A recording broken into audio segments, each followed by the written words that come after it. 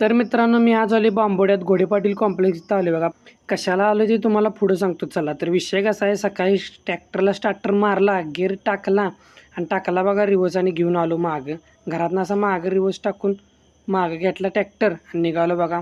कारण आपल्याला शेतात ट्रॅक्टर घेऊन जायचं होतं, कारण आपल्या ऊसात पाला काढायला चालू होता. मग ते माणसांची वैरण टाकायची होती. मग गेलो बघा आणि लावला ट्रॅक्टर तिथं आणि मग नंतर म्हणलो आपलं जाऊया. तर घरी आलो तर आपला वाघ्या आणि बाब्या निवांत उन्हाला बसलेलीत बघा. नंतर आपल्याला जायचं होतं बांबोड्याला. मग जाता जाता बाबामांच्या मंदिरात आलो, दर्शन घेतलं आणि निघालो बघा. दादा आणि मी निघाले, कारण दाद्यात जरा दाढ दुखायला लागल्या.